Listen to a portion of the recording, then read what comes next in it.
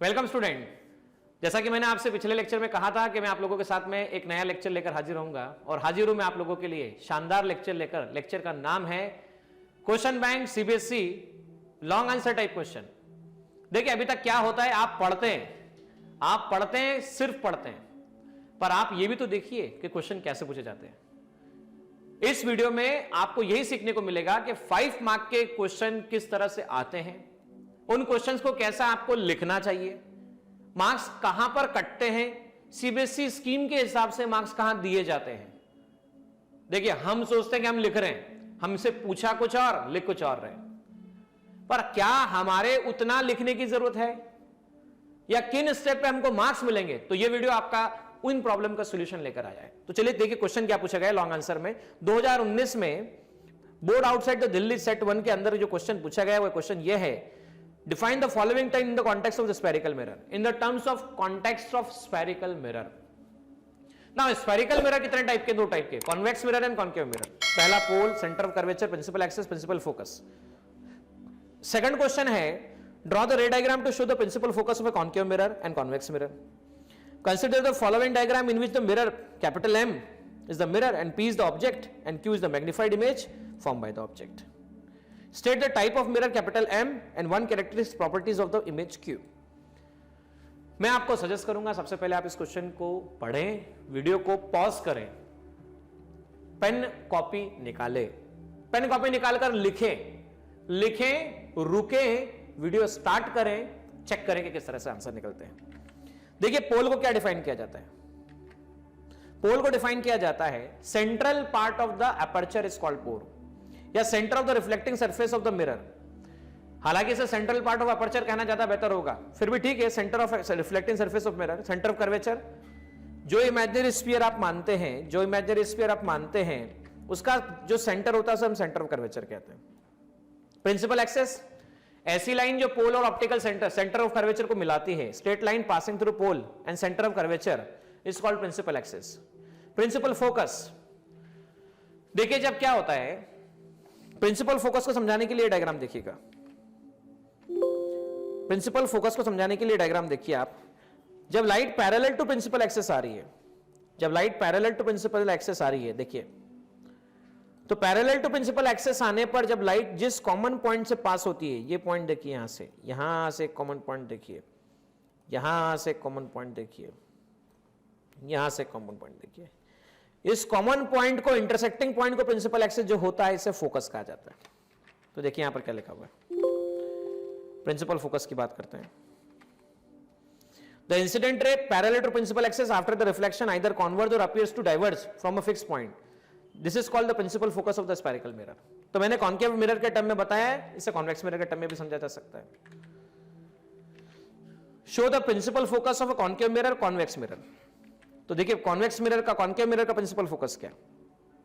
Parallel light ray, देखो ये पहले मिरर का ये प्रिंसिपल एक्सिस से पैरेलल लाइट रे।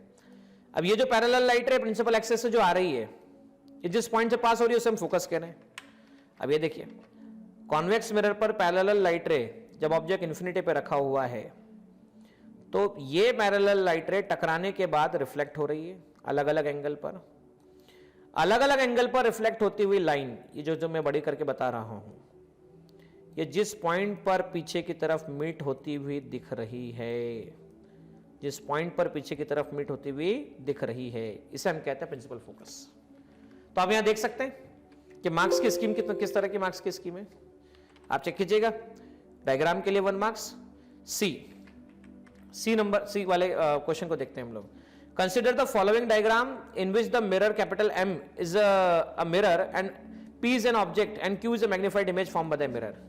तो किस तरह का नेचर होगा हमको ये बताना है। देखिए ये आपके पास में ये एक मिरर है, इसका ऑप्टिकल सेंटर या कह लीजिए पोल बोलूंगा इसको मैं, और फोकस है। भाई हम ये बात जानते हैं कि जब भी कोई पोल और फोकस के बीच में कोई ऑब्जेक्ट रखा जाता है तो कॉन्केव मिरर के केस में मैग्नीफाइड इमेज मिलती है, बिहाइंड द मिरर मिलती है, एनलार्ज मिरर मिलती है। पोल और फोकस के बीच में अगर कॉन्केव मिरर के सामने पोल और फोकस के बीच में ऑब्जेक्ट रखते हैं तो बिहाइंड द मिरर इमेज मिलती है। सो देखिए कॉन्केव मिरर होगा ये, हाफ मार्क्स। और इमेज फॉर्म जैसी होगी वर्चुअल इमेज होगी। सीबीएसई मार्किंग स्कीम 2016 के तहत यहां पर बहुत सारे बच्चे रे डायग्राम बनाने में गलती करते हैं। हाँ, बच्चों को रे डायग्राम की प्रैक्टिस करना बहुत जरूरी है। उन्हें कॉन्वेक्स और कॉन्केव मिरर की रे डायग्राम प्रैक्टिस करना चाहिए और साथ साथ में एरो हर जगह पे ध्यान रखना चाहिए कि एरो कैसे बनाया जाए। लॉन्ग आंसर का second number question, to construct a ray diagram we use two rays which are so selected it is too easy to know their direction after the reflection from the mirror. List the two such rays and just state the path of this ray after the reflection in case of concave mirror. Use these two rays to diagram to locate the ray diagram to locate the image of an object between pole and focus of the mirror. देखिए मैं हमेशा कहूंगा कि दो सबसे आसान रे हमें सिलेक्ट करनी हो तो हमें वो रे सेलेक्ट करनी चाहिए जो आपके सामने मैं अभी शेयर कर रहा हूं। ये देखिए, ये वाली रे सबसे अच्छी रे होती है सिलेक्ट करने के मामले में, कि जब लाइट रे पोल पर आती है, पोल से टकरा कर निकल जाती है। दूसरी लाइट रे पैरेलल टू प्रिंसिपल एक्सिस आती है और टकराकर फोकस से निकलती है।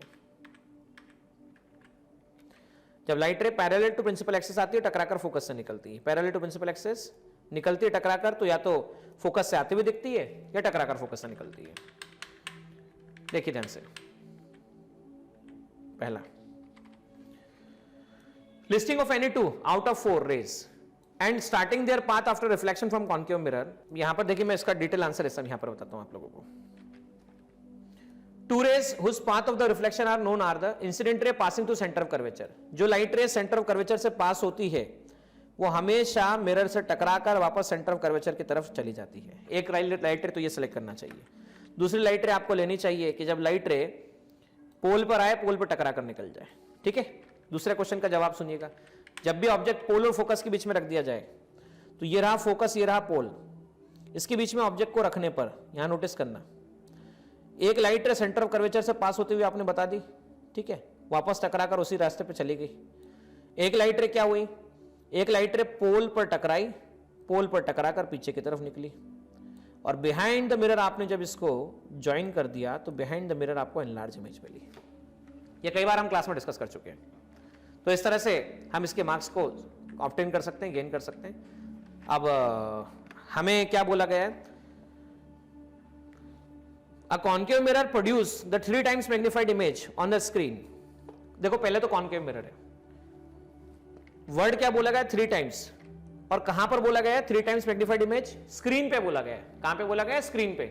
अच्छा, जब भी कोई इमेज स्क्रीन पे फॉर्म होती है मतलब रियल इमेज होती है, इन्वर्टेड इमेज होती है। अच्छा, इन्वर्टेड इमेज है, रियल है, मैग्निफाइड है, ऑब्जेक्ट को 20 सेंटीमीटर पे रखा गया है, तो स्क्रीन कहां पे रखनी चाहिए, मतलब इमेज कहां बनेगी, ये आपको बताना है। तो सिंपल सी बात है, यहां पर देखिएगा क्या बोला गया है। आपको m की वैल्यू गिवन है -3, ठीक है। रियल इन्वर्टेड बोला है मतलब मैग्निफिकेशन नेगेटिव होगा। ये साइन देखना, रियल और इन्वर्टेड बोलने पर मैग्निफिकेशन नेगेटिव होता है। ऑब्जेक्ट डिस्टेंस है -20, v निकालना है, तो मैग्निफिकेशन का फॉर्मूला क्या होता है, तो मैग्निफिकेशन का फॉर्मूला होता है बच्चों m = -v/u, -3 = -v upon -20, v -60 आता है। मतलब ऑब्जेक्ट को मिरर के सामने 60 सेंटीमीटर पे रखना होगा, तब जाके ये कंडीशन डेवलप होगी कि मैग्निफिकेशन -3 मिलेगा। देखिए, लेवल डायग्राम में बच्चों से गलती होती है और रे डायग्राम बनाना ही बच्चों के लिए चैलेंजेबल वर्क। देखिए student, question number long answer type question number 3 क्या कहा गया इस क्वेश्चन के अंदर, आपको कहा गया है सपोज आपके पास में 3 कॉन्केव मिरर है। मिरर नंबर ए जिसका फोकल लेंथ है 10 सेंटीमीटर, मिरर नंबर बी जिसका फोकल लेंथ है 15 सेंटीमीटर, और मिरर नंबर सी जिसका फोकल लेंथ कितने सेंटीमीटर है, 20 सेंटीमीटर है। इन 3 मिरर के सामने भाई ए को लिया, एक ऑब्जेक्ट को रखा, एक ऑब्जेक्ट को लिया, एक्सपेरिमेंट परफॉर्म किया, एक ऑब्जेक्ट को रखा 10 सेंटीमीटर पे, दूसरा ऑब्जेक्ट लेके आए 10 सेंटीमीटर, बी 20 सेंटीमीटर पे, तीसरा ऑब्जेक्ट लेके आए 30 सेंटीमीटर पे। ए को हटा दिया, बी को ले लिया, बी को लिया तो बी का फोकल लेंथ कितना दे रखा है चेक करो भाई, बी को लिया तो बी का फोकल लेंथ है 15 सेंटीमीटर। बी के सामने पहला ऑब्जेक्ट लाए 10 सेंटीमीटर, दूसरा ऑब्जेक्ट लाए 20 सेंटीमीटर, तीसरा ऑब्जेक्ट लाए 30 सेंटीमीटर। पहला ऑब्जेक्ट 10 सेंटीमीटर, दूसरा ऑब्जेक्ट 20 सेंटीमीटर, तीसरा ऑब्जेक्ट 30 सेंटीमीटर। तीसरा मिरर लिया आपने सी, उसके बाद सी के सामने क्या लाए, पहला ऑब्जेक्ट 10 सेंटीमीटर पे रखा, दूसरा ऑब्जेक्ट 20 सेंटीमीटर पे रखा, मतलब उसी ऑब्जेक्ट को 20 सेंटीमीटर पे रखा, उसी ऑब्जेक्ट को 30 सेंटीमीटर पे रखा, बराबर है। तो आपको बताना है ऐसा कौन सा मिरर होगा जिस मिरर के द्वारा -1 मैग्निफिकेशन प्रोड्यूस होगा। अच्छा, मैग्निफिकेशन क्या होता है? मैग्निफिकेशन बता चुका हूं, magnification height of image upon height of object होता है, जिसे -v/u लिखा जाता है, height of image upon height of object. अब होगा ऐसा, कॉनकेव मिरर के लिए हम जानते हैं कि अगर ऑब्जेक्ट सेंटर ऑफ कर्वेचर पे रखा जाता है, फॉर कॉनकेव मिरर अगर ऑब्जेक्ट सेंटर ऑफ कर्वेचर पे रखा जाता है तो इमेज भी सेंटर ऑफ कर्वेचर पर फॉर्म होती है। फॉर कॉनकेव मिरर अगर ऑब्जेक्ट सेंटर ऑफ कर्वेचर पर रखा जाता है तो इमेज भी सेंटर ऑफ कर्वेचर पर फॉर्म होती है। ए का फोकल लेंथ 10, तो इसका centre of curvature 20 centimetre, 20 centimetre. अब 3 पोजीशन 10 सेंटीमीटर, तो ये तो 20 सेंटीमीटर ए का क्या है? 20 सेंटीमीटर क्या है बच्चों बताओ? 20 सेंटीमीटर क्या है? बोले सर ए का सेंटर ऑफ कर्वेचर है। तो आपने ए के सामने 10 पे रखा तो क्या मैच हो रहा है? बोले नहीं सर, ए का क्या? ए का सेंटर ऑफ कर्वेचर 20 सेंटीमीटर है लेकिन ये 10 पे रखा है तो मैच नहीं हो रहा है। ए का सेंटर ऑफ कर्वेचर 20 सेंटीमीटर है, ऑब्जेक्ट को आपने 20 सेंटीमीटर पे रखा तो सी पर आ गया। मतलब क्या हुआ? मतलब ये हुआ कि ए के सेंटर ऑफ कर्वेचर पर सेकंड पोजीशन पर मैचिंग हो रही है। 30 पर ए का कितना है? 30, 10 सेंटीमीटर, 20 सेंटीमीटर है। ए का कितना है? 20 सेंटीमीटर है। ऑब्जेक्ट कितने पे रखा? 30 पे। मैच हो रहा है क्या सेंटर ऑफ कर्वेचर पे? नहीं हो रहा है। तो मैं आप लोगों को ये बात बोर्ड पे चल के बताऊंगा तो डेफिनेटली आपको ये बात बहुत बेहतर तरीके से समझ में आएगी। तो उम्मीद, चलिए बोर्ड पे चलते हैं, उसके बाद बोर्ड पे चलने के बाद वापस से इस बात को हम समझेंगे, स्क्रीन पे आएंगे और कंक्लूड। देखिए स्टूडेंट, यहां पर 3 मिरर है, ए है, बी है, सी है। अब ए का सेंटर फोकल लेंथ जो है 10 सेंटीमीटर है, तो ए का सेंटर ऑफ कर्वेचर जो आएगा वो कितना आएगा? 20 सेंटीमीटर आएगा। सी, इसका सेंटर ऑफ कर्वेचर जो आएगा वो कितना आएगा? 15 सेंटीमीटर, 30 सेंटीमीटर आएगा। और इसका सेंटर ऑफ कर्वेचर जो आएगा वो कितना आएगा? तो 40 सेंटीमीटर आएगा। अब देखो क्या 3 केस है। आपने ऑब्जेक्ट को पहले ही बार रखा 10 सेंटीमीटर पे, तो 10 सेंटीमीटर मतलब पोल और फोकस कितना हो गया? फोकस हो गया 10 सेंटीमीटर, तो 10 सेंटीमीटर ये डिस्टेंस हो गई आपके पास में। तो पहले केस में ऑब्जेक्ट को कहां रख रहे हैं? 10 सेंटीमीटर पे रख दो ऑब्जेक्ट को 10 सेंटीमीटर पे, ये पहला केस हो गया। दूसरा कहां पर आ गया? ऑब्जेक्ट को कहां पे रख रहे हैं आप? 20 सेंटीमीटर पर रख रहे हैं सेकंड केस में। और तीसरा रख रहे हैं आप 30 सेंटीमीटर पे, तो ये 20 सेंटीमीटर, तो 30 सेंटीमीटर ही आ जाएगा बियॉन्ड, तो यहां से 30 सेंटीमीटर। ठीक है, तो पहला केस तो सी पर नहीं आया, दूसरा केस सी पर आ गया, तीसरा केस सी पर नहीं आया। अब इसमें देखो 30 सेंटीमीटर सेंटर ऑफ कर्वेचर है, फोकल लेंथ 50 सेंटीमीटर पर है, यहां से यहां 15 सेंटीमीटर,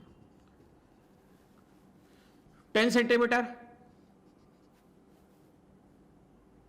इसके बीच में पहली कंडीशन 20 सेंटीमीटर, तो ये 15 है, दूसरी कंडीशन ये रही। और 30 centimetre,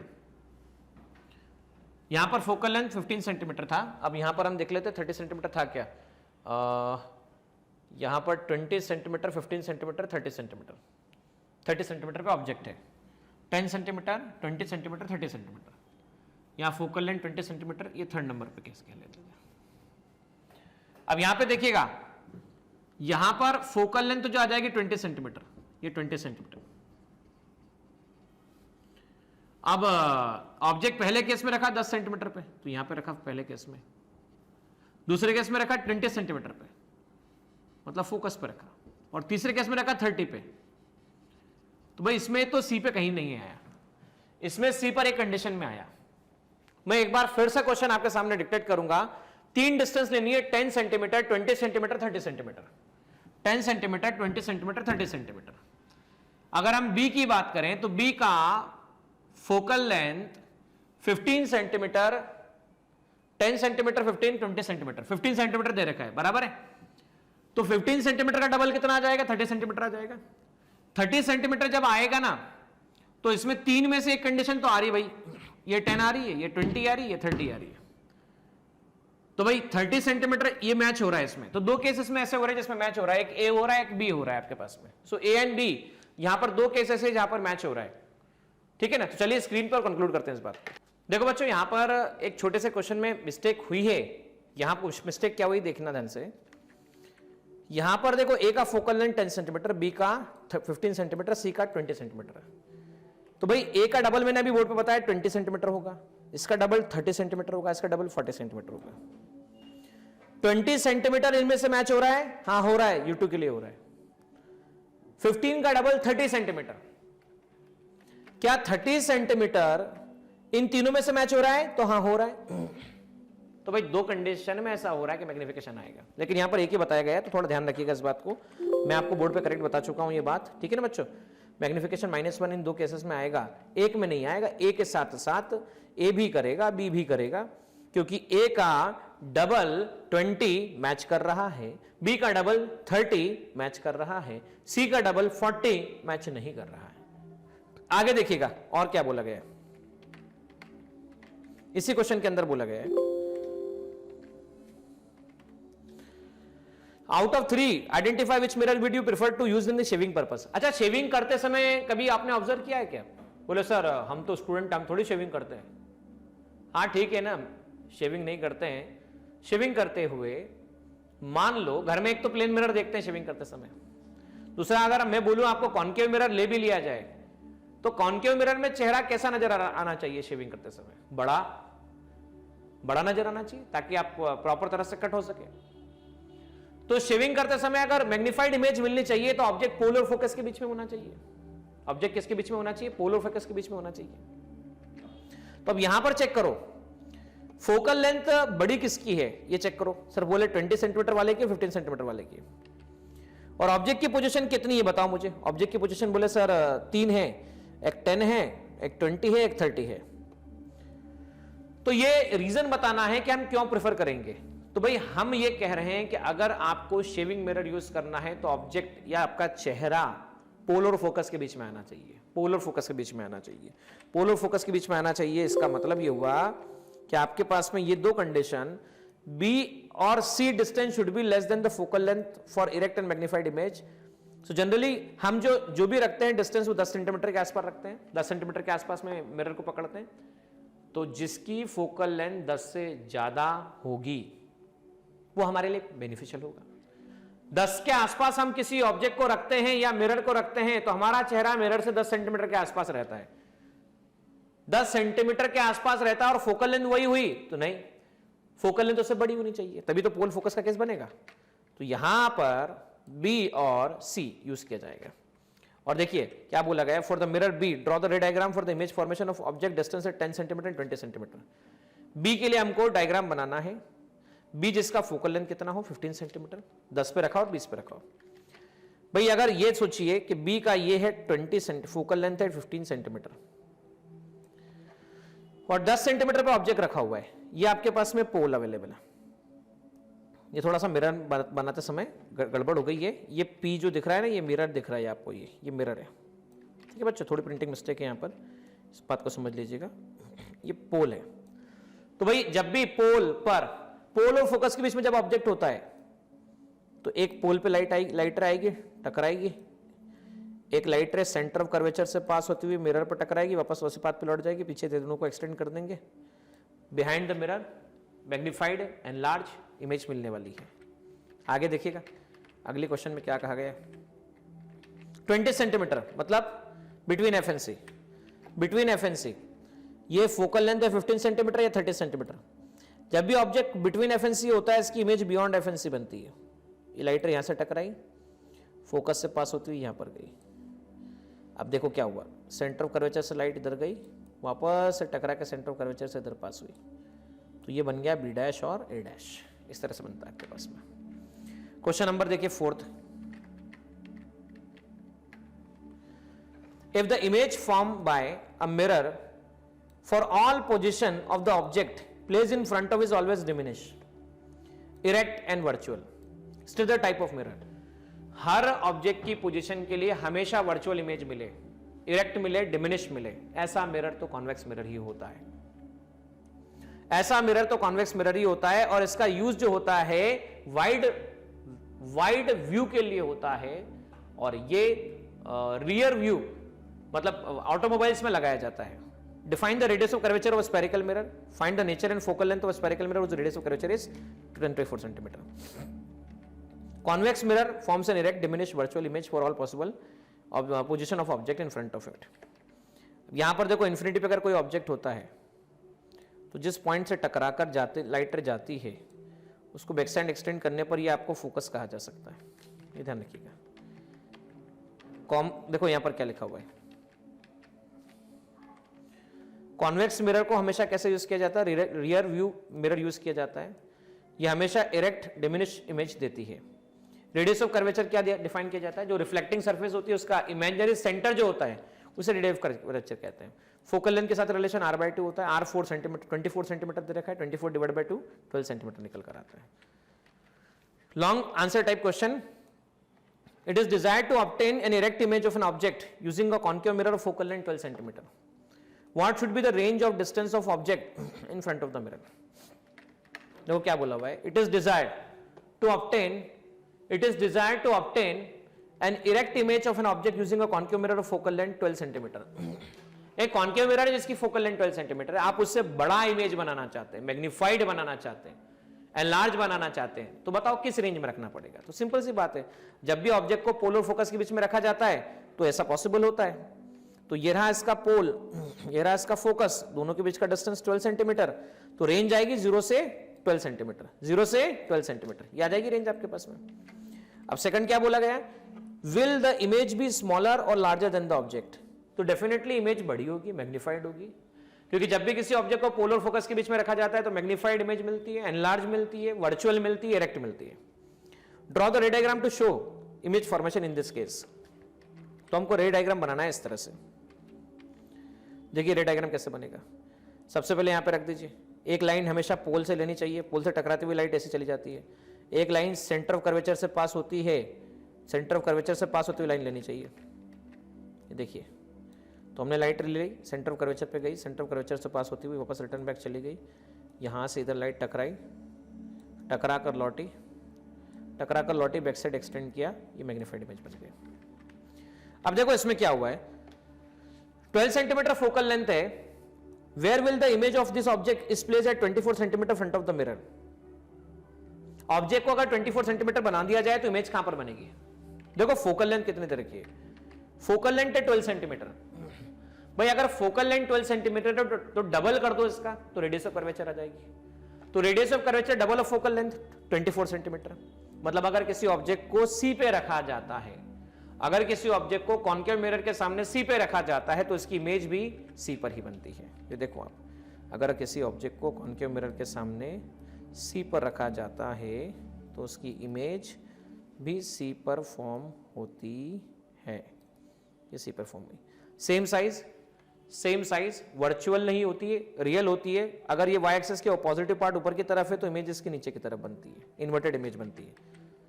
long answer type question number 6 में देखो क्या कहा गया, a student has focused the image of a candle flame on the white screen using a concave mirror. अच्छा, पहली बात तो बोला है कि फोकस्ड ऑन स्क्रीन बोला है, अगर स्क्रीन पे कोई इमेज ऑब्टेन होती है तो वो रियल इमेज होती है। अगर स्क्रीन पे कोई इमेज ऑब्टेन होती है तो वो कौन सी इमेज होती है, रियल इमेज होती है। The situation is shown in the given below, the length of flame is 1.5 centimetre, मतलब इसकी हाइट दे रखी है। Focal length of mirror 12 centimetre दे रखा है, और distance of flame from the mirror दे रखी है, मतलब ऑब्जेक्ट डिस्टेंस दे रखी है। तो आपको इमेज की डिस्टेंस निकालनी है, हाइट ऑफ इमेज निकालनी है। If the distance between the mirror and flame is reduce to 10 centimetre, मतलब अभी डिस्टेंस घटा के 10 सेंटीमीटर कर दी जाए, मतलब पोल और फोकस के बीच में कर दी जाए, तो क्या फर्क पड़ेगा, स्क्रीन पे होगी क्या ऑब्जर्व, देखते हैं हम लोग इस बात को। भाई देखो, सबसे पहले तो हाइट ऑफ ऑब्जेक्ट दे रखा है 5 centimetre, focal length concave mirror मतलब नेगेटिव फोकल लेंथ, फ्लेम सामने रखी है, फ्रंट ऑफ द मिरर जब भी होता है नेगेटिव, वी हमें निकालना है, 1/f equal to 1/v plus 1/u, 1/v equal to 1/f minus u। इससे सॉल्व करते हैं, तो स्टेप बाय स्टेप सॉल्व करने पर हमें जो आंसर मिलता है वो -36 सेंटीमीटर मिलता है। Now height of image upon height of object के फॉर्मूले को यूज करके -v/u मल्टीप्लाई बैच करते हैं। v आपको दे रखा है इमेज डिस्टेंस 36, -18 और एक और minus, multiply by height of object, क्योंकि ये जो है ना बच्चों, ये देखो, ये h है height of object, v distance image, distance of object, -3 आता है। अच्छा -3 आता है, इसका मतलब क्या हुआ? मॉड देखो 3 है, मॉड 3 मतलब ग्रेटर देन 1 है, मॉड 3 मतलब ग्रेटर देन 1, और जब भी ग्रेटर देन 1 होता है इसका मतलब क्या होता है? मैग्नीफाइड इमेज होती है। और नेगेटिव साइन क्या बताता है? तो नेगेटिव साइन बताता है रियल एंड इन्वर्टेड इमेज, जिसे स्क्रीन पे ऑब्टेन किया जा सकता है। अब आपने यू को 10 अगर कर दिया तो पता यू को 10 करने से क्या होगा? ये पोल फोकस आपके पास में जो था 15 सेंटीमीटर था, देखो फोकस कितना था, फोकस 12 सेंटीमीटर था, तो ये हो गया आपके पास में पोल, ये 12 सेंटीमीटर, आपने 10 सेंटीमीटर पे कर दिया, तो मतलब ऑब्जेक्ट को पोल और फोकस के बीच में रख दिया। जब भी कॉन्केव मिरर के सामने ऑब्जेक्ट पोल और फोकस के बीच में रखा जाता है, जब भी कॉन्केव मिरर के सामने ऑब्जेक्ट पोल और फोकस के बीच में रखा जाता है, तो उसकी इमेज एनलार्ज, पहले तो ये लाइट टकराएगी, सेंटर ऑफ कर्वेचर से पास होने वाली लाइट टकराकर वापस उसी रास्ते पे लौटेगी, बिहाइंड एक्सटेंड कर देंगे तो ये कुछ इस तरह से जाके फॉर्म होगी। एनलार्ज इमेज बनती है, वर्चुअल बनती है, इरेक्ट बनती है, और वर्चुअल इमेज को स्क्रीन पे ऑब्टेन नहीं किया जा सकता, वर्चुअल इमेज को स्क्रीन पे ऑब्टेन नहीं किया जा सकता। तो बच्चों इस तरह से हमने लॉन्ग आंसर टाइप क्वेश्चंस के सारी बातों को समझा और सीखा। उम्मीद करता हूं कि आपको ये वीडियो पसंद आया होगा। आपको अगर वीडियो पसंद आया तो अपने दोस्तों तक जरूर पहुंचाइए, क्योंकि मेरा मकसद है आप लोगों के मार्क्स को अपग्रेड करना, आपके कॉन्फिडेंस को बढ़ाना, फिजिक्स का ये नाम पहुंचाना कि फिजिक्स हार्ड उनको लगता है, फिजिक्स हार्ड उनको लगता है जो इस पर काम नहीं करते हैं, या फिजिक्स हार्ड उनको लगता है जिनको सही कनेक्शन नहीं मिलता है। तो आप बने रहिए, और नेक्स्ट लेक्चर में आप लोगों से मुलाकात करूंगा नेक्स्ट टॉपिक के वीडियो को लेकर। नेक्स्ट टॉपिक का वीडियो हम लेकर बात करेंगे करंट इलेक्ट्रिसिटी चैप्टर पर। इससे पहले हम human I and colourful world के बारे में बात करेंगे। Human I and colourful world के वीडियो के लिए आप सब्सक्राइब जरूर कीजिए चैनल को, और बेल आइकन को जरूर प्रेस कीजिए, ताकि आपको ह्यूमन आई और कलरफुल वर्ड्स का जरूर वीडियो मिले। मिलते हैं नेक्स्ट लेक्चर।